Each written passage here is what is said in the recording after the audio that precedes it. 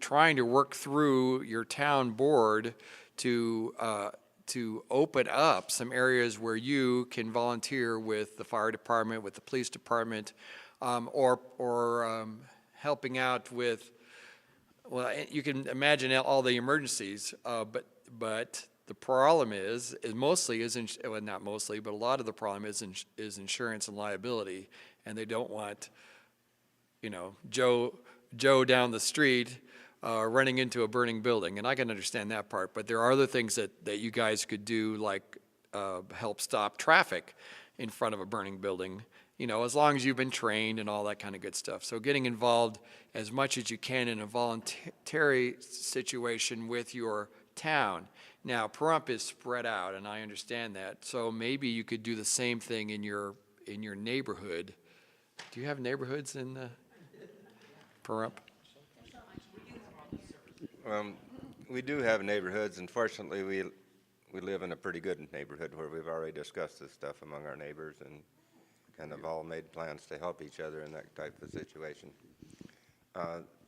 One of the problems was mentioned that maybe a major earthquake hits and shuts off our food supply. Something to shut off our electric supply if a dam went down. There's many things can happen. The electromagnetic impulse can take out all the electronics, nothing's going to move. We have $1 today, now they printed another one. Our dollar's worth half as much. Yesterday, they passed that $500 million, and silver took a $2.75 jump. Silver's not worth $2.75 more. Our dollar is worth that much less. It's just a benchmark to look at, and if that goes down, we've got to have something to offer our group to trade among ourselves. I mean, what can we do to help each other? We all have skills, we all have talents. It takes all of us, so something to be thinking about among, you know, your own neighborhoods. We've kind of discussed that in ours, and do have some skills and do have some good neighbors that are, Gotta get out and talk. that are thinking about it. Get You bet. out and, well, we have mopeds, so we ride up and down and we get to know all the neighbors, but you have to get out and you gotta know your area. You need to know your surroundings anyway. You need to know who's living next door. You might not want to know, but it would be helpful to know who you can bond with or work together with. In an emergency contingency plan, I thought about in this valley, if there was some way where you could have sections, because the valley's so spread out. But again, you need to come together as a group to sit down and just do it. And if the politicians aren't interested, well, what would prevent a group from saying, hey, you know what, if they're not going to come on board, it's volunteer anyway, a group sit down like you guys are doing right now and set up a plan for any emergency, because some groups will say, oh, hogwash and that and whatever. Okay, but we can't count on the government. I mean, that's not what the government's there for. We can only count on ourselves and each other to band together. Very well said. Does anybody know of a manual or a book with information? Does anybody know of a manual or a book, like the Boy Scout book? Yes, that has been highly recommended. But Urban survival manual. I can't think of the exact title, but something about urban okay, survival. if you can find out and give me the name of it, and we should be able to share this, and all in our own little neighborhoods or districts do this, and we should have the town board telling us to do this. No, it would be wonderful. The whole town needs to know. It would be wonderful, but you can't rely on it and don't expect it. No, we can't. So what you can do as a whole is just start it, and then they're going to go, hey, maybe we need to jump on board. Look at all the attention they're getting. Oh, wait, we're passing it? Okay, great. I think it's a beginning, but this is just a small part of the problem. I think the future is not looking like it's going to be a 2 or 3 day situation. So I think we have to think longer and more in depth about caring for ourselves and our neighbors. I'll give it to you next.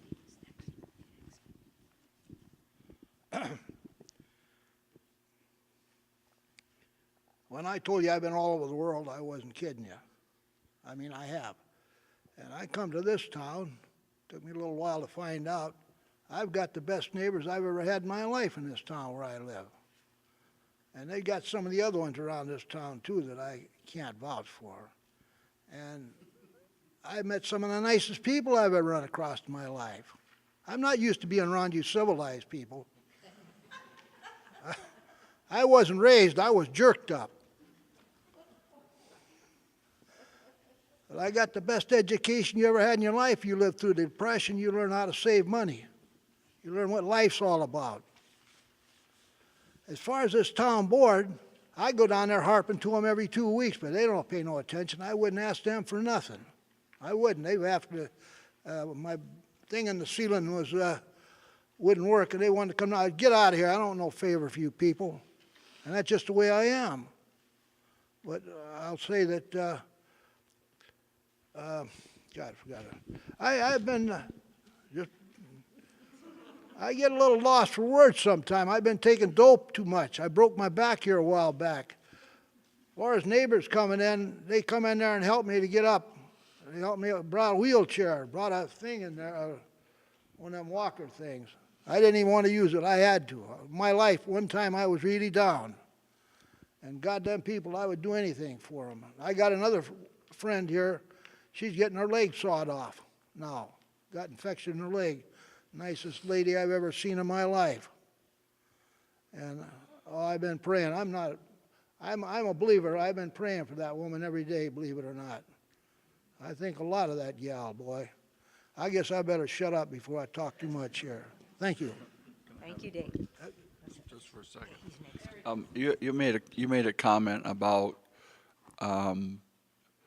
the town board or the public officials not being accountable, and I'm a public official, and I'm not taking exception to that. I'm telling you that that's your responsibility. You pay taxes. You pay taxes. You give over the responsibility for the emergencies that happen in your communities to the government, and we're accountable. We're accountable. There's no excuse that I can think of that would allow people to go without food or water or for air conditioning out here for an extended period of time.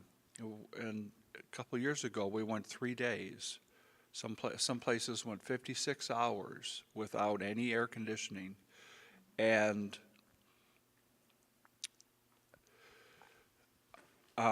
there were a number of public officials afterwards that wanted to have a meeting, a debriefing to talk about what happened and why didn't it work, because there were a lot of people that went without services that needed services. And some of the suggestions that were made at the Pahrump level were never followed through on. And they were never followed through on because the community lived through the crisis relatively easily and recovered pretty well. If it happens again, probably the same thing will happen again. But if you have something that lasts a week, then the public officials are going to be held accountable again, and they're not going to have any excuses because they've already been told you need cots, you need food, you need water, you need places for people to go You need emergency services for people that need oxygen and medicine, and it's not in place. I can tell you I can tell you it's not in place. A few more questions and I'll give the recorder's report. I'm going to read back to you some of the things that Within regards to what you two were talking about with the government shouldn't be, telling us we have to do it, but I think the government should be responsible for providing the information to the community, endorsing certain plans and providing it to local schools and community organizations, because not everybody can, form these groups and create these plans, because a lot of the people that can't are in their 30s, their 20s, their 40s, and they're just working a lot, so they don't have the time that older retired people have to, create viable plans. So having the government or a local organization come up with a generic, plan that would suit the majority of the population, I could see as valuable, that they can pass out, they can, give ideas, etc. I mean, the government isn't always the bad guy that, is totally incompetent, but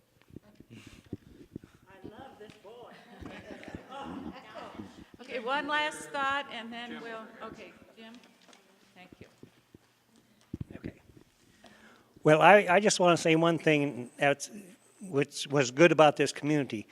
My first wife, she had cancer, and when the electricity went off and she was on oxygen, the people called up and asked if we needed anything, if she needed any oxygen, and that was coming right from, I think it was the sheriff's office, or somebody called, but they did call and check on us, and I mean, it made a lot of difference, it really did. I also have one last thought.